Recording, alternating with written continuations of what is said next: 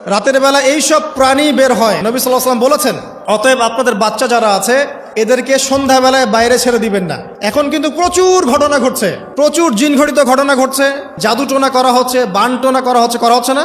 নবী সাল্লাল্লাহু আলাইহি ওয়াসাল্লাম বলেছেন, রাতের বেলা তোমরা বাচ্চাদেরকে সন্ধ্যাবেলা ছেড়ে দিও না, আগে ভালো করে সন্ধ্যাটা হয়ে যাক, যদি ছাড়তে হয় তারপর ছেড়ো।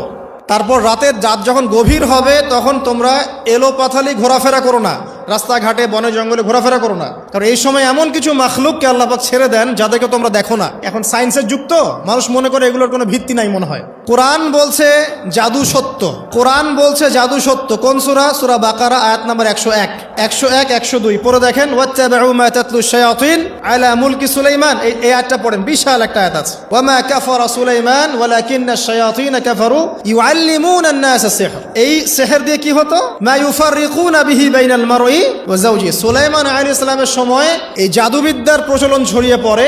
এই জাদু মানুষ শিখে কি করছিল? নারী পুরুষের মাঝখানে, স্বামী স্ত্রীর মাঝখানে বিভেদ সৃষ্টি করছিল। এখন দেখেন না, পরিবারের স্বামী স্ত্রীর বন্ধন ভেঙে যায় না, কেউ কাউকে দেখতে পারে না, এমন হচ্ছে না? খুব ভালো সম্পর্ক হঠাৎ করে সম্পর্ক খারাপ। এই জাদুবিদ্যা সত্য। এবং এখনকার অনেক ভণ্ড যে কবিরাজগুলো বের হয়েছে, এরা জিনকে তাবে করে নিয়ে এই জিনদের মধ্য দিয়ে মানুষের মধ্যে জাদু ছড়িয়ে দিয়েছে। এই জাদুবিদ্যা সত্য। এর ফলশ্রুতিতে বহু পরিবার ধ্বংস হয়ে যাচ্ছে, দৃশ্য অদৃশ্যের অনেক ক্ষতি আছে। এগুলো এখনকার সায়েন্স বিশ্বাস করে না। আর সায়েন্স বিশ্বাস করে না বলে যে আমরা বিশ্বাস করবো না এমনটাও নয়। এখন বিজ্ঞান যেটা প্রমাণ করতে পারে নাই, এটা কি বিজ্ঞানের ব্যর্থতা না ইসলামের ব্যর্থতা? আল্লাহ রব্বুল আলামিন এবং তার রাসূল যা বলেছেন সেটাই চূড়ান্ত সত্য। সেটা আমরা প্রমাণ করতে পারি বা না পারি, এটাকে অন্ধভাবেই বিশ্বাস করতে হবে। এটাই হচ্ছে একটা মৌলবাদী কনসেপ্ট।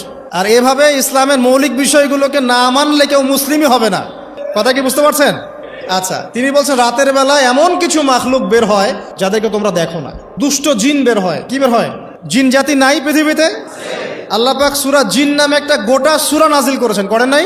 কুলু হিয়া ইলাইয়া আন্নাহু ইসতামা নাফারুম মিনাল জিন্নি ওয়া ক্বালু ইন্না সামি'না কুরআনান আজাবা। জিনদের একটা দল কোরআন শুনে বলেছিল যে আমরা অদ্ভুত আজব একটা কোরআন শুনেছি।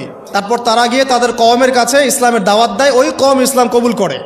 এটা নবী সাল্লাল্লাহু আলাইহি ওয়াসাল্লামের জীবনের সেই সময়কার ঘটনা, যখন নবীজি তায়েফ থেকে ফিরে আসছেন। তায়েফবাসী তাকে অত্যাচার করলো, তিনি নাখলা উপত্যকায় এসে নামাজ পড়ছেন, ওই নামাজের কেরাত শুনে জিনরা ইসলাম কবুল করেছে। তো সূরা জিনে আল্লাহ পাক এই কথা নাজিল করেছেন। তো আল্লাহ পাক যে বলছেন জিন জাতি আছে, আল্লাহ কি মিথ্যা কথা বলছেন?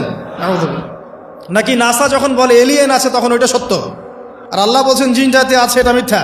তা আমাদেরকে আবার নতুন করে মুসলমান হওয়া লাগবে এখন, না আমাদের কনসেপ্ট চেঞ্জ হয়ে গেছে আর কি।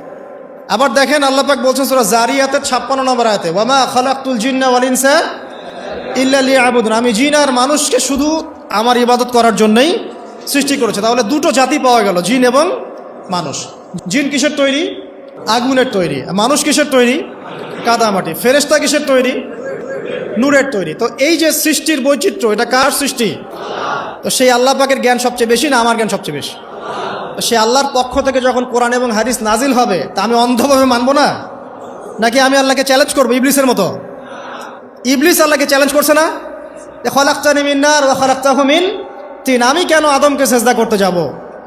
আমি কেন আদমকে সেজদা করতে যাব?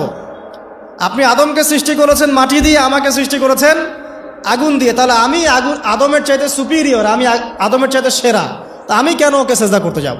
তো ইবলিস আল্লাহকে চ্যালেঞ্জ করলো না? তো এখন আমরা যারা আল্লাহকে চ্যালেঞ্জ করছি, এখন এই বিশ্বে যারা আল্লাহকে চ্যালেঞ্জ করছে, কোরআনকে চ্যালেঞ্জ করছে, হাদিসকে চ্যালেঞ্জ করছে, এরা কি আল্লাহর অনুগত বান্দা না ইবলিসের এজেন্ট?